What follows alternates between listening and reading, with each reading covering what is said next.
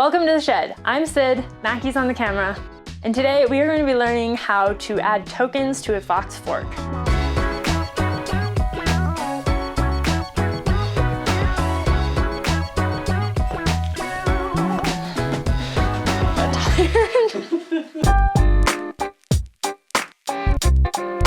For this task, you will need your fork, the correct size tokens, a socket wrench, a 32mm flat socket, and a shock pump.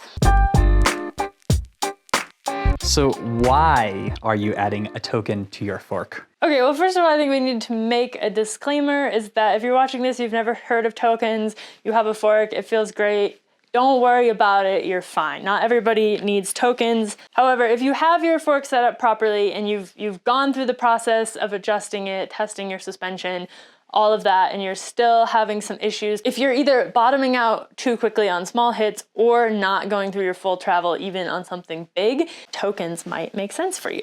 We are going to do a video on how to set up your suspension. Yeah. So if that's here, it will be in the corner. It probably isn't here. It's probably not here. Let's look at these tokens. They're kind of funny looking. They also are sometimes called volume spacers, right? That is the correct name for them, is volume spacers. What is the point of volume spacers? I'm a little hazy on this, but let's see.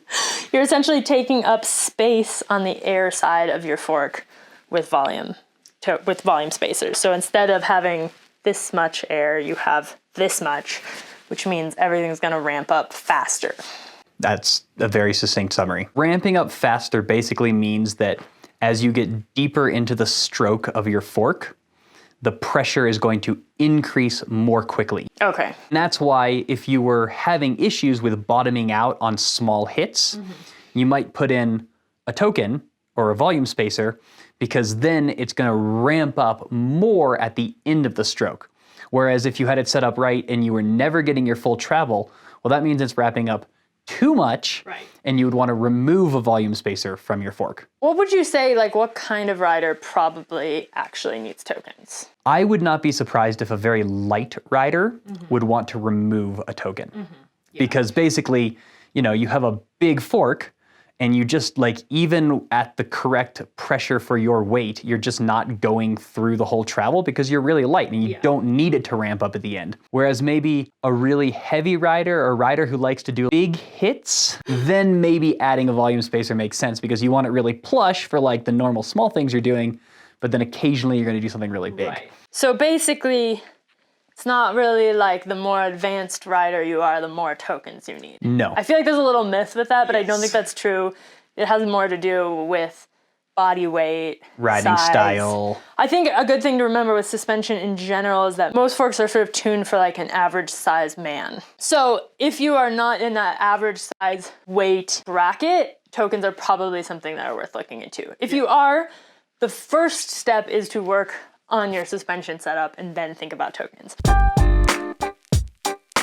We have this special tool. We do recommend this is one of those things where we suggest you get the specialty tool. As you guys know, when that is not the case, we do not suggest it. We get hell for it in the comments, but this is one of those times because it's flat on the bottom as opposed to like a standard socket like this. Obviously not the right thing at all, but you can tell that it's much more curved on this, so it's not gonna sit as flat on the top of the fork.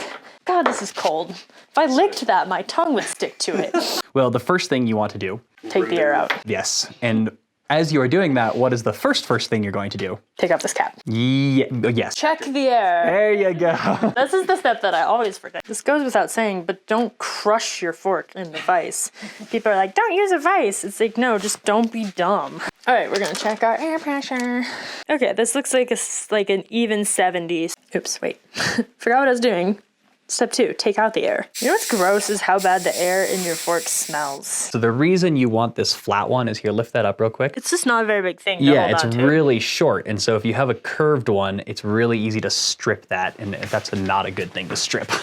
All right. Okay. Good job.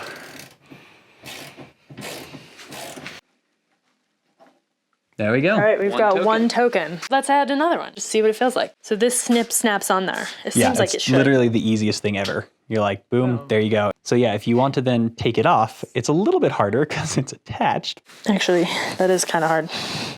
It says good luck and good racing.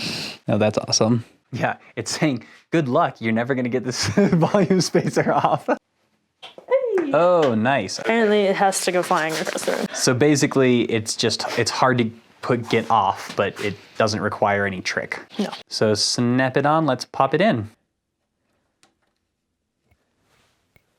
I mean, that is a little anticlimactic. I guess this is gonna be kind of a short video because this was so easy, but I feel like it is something that people are like, I wanna learn how to put tokens in, and it sounds harder than it is. So just keep good pressured, yeah. I think you could just, push straight down on the wrench. Okay, that seems pretty tight. Put some air back in.